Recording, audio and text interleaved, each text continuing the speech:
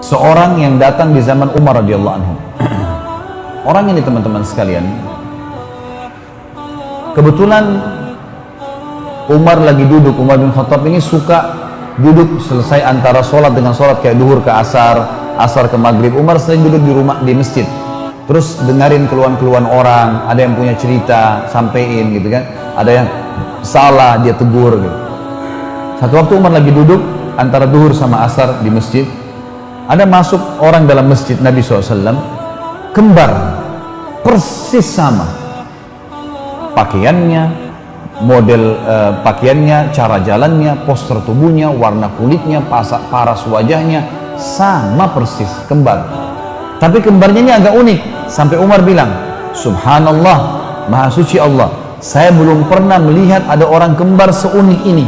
Artinya tidak ada beda sama sekali, semuanya sama. Kata Umar, saya ingin bicara sama orang ini.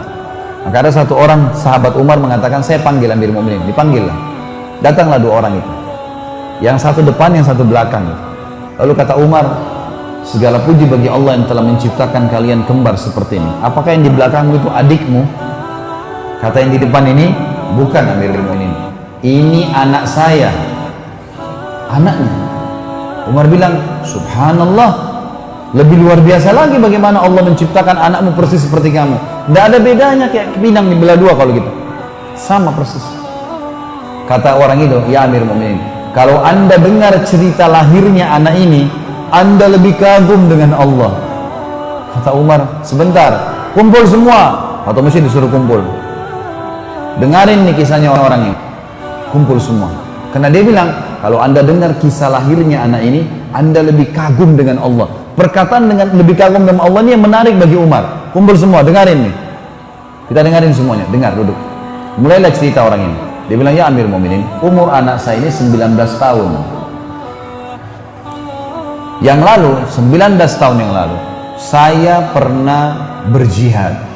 Pergi jihad. Waktu saya pergi jihad ini, hari pertama saya mau jihad, istri saya lagi hamil. Saya baru nikah. Istri saya hamil. Ada panggilan jihad, saya mau pergi berjihad. Istri saya sedih, karena saya mau pergi jihad, kita masih baru nikah, baru berapa bulan, dia juga dalam kondisi hamil. Saya tahu kesedihannya, takut sendirian. Maka sebelum saya keluar dari rumah, saya pun memegang perutnya sambil berkata, saya menitipkan bayiku ini kepadamu ya Allah. Itu bahasanya, saya titipkan bayiku ini kepadamu ya Allah. Lalu dia bilang, orang ini bilang, saya bilang sama istri saya, tenanglah, Allah akan menjaganya. Istri saya pun pasrah, saya pun pergi jihad. Saya jihad selama 9 bulan, dia bilang, 9 bulan di medan perang. Setelah 9 bulan saya berpikir, kayaknya sudah tiba masa melahirkan istri saya. Saya ingin balik ke Madinah, ingin melihat. Kembalilah dia. Dia dari kota pindah ke kota jihad. Dia kembali. Waktu dia kembali, teman-teman sekalian, dari peperangan itu, dia bilang, Mon, saya tiba. Lalu saya ke rumah saya, nggak ada istri saya. Saya datang ke rumah kerabat saya tanya, kata mereka, istrimu baru meninggal kemarin. Baru meninggal kemarin.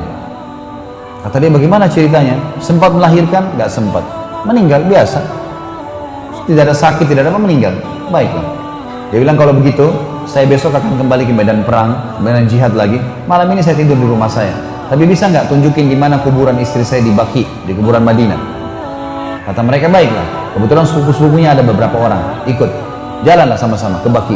Pas tiba di Baqi, ada fenomena yang dia lihat agak unik menurut dia.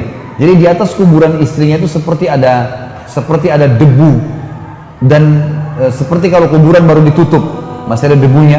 Kuburan lain kan tidak ada begitu, cuma kuburan istrinya saja. Lalu dia bilang, ada apa kok? Kuburan istri saya kapan kalian kubur? Kemarin atau baru sekarang? Kata mereka, dari kemarin. Kok seperti baru dikubur, masih ada pasir-pasir, masih ada debu-debu. Apa ada yang gali kuburan istri? Dia bilang, enggak. Dari kemarin, kata sepupu-sepupunya, dari kemarin semenjak kami kubur istri kamu, begini keadaan kuburannya. Bahkan kalau dari jauh, kelihatan sekali debu itu. Dari luar kuburan Baqi kelihatan sekali. Orang bisa tahu kayak seakan-akan kuburan baru ditutup. Lain dari kemarin. Kata suaminya, demi Allah saya tahu istri saya solehah. Gak mungkin ini tanda keburukan. Pasti tanda kebaikan. Karena istri saya sangat baik. Patuh dengan saya, jaga ibadahnya dengan Allah, gak mungkin. Ayo kita gali. Digali sama dia.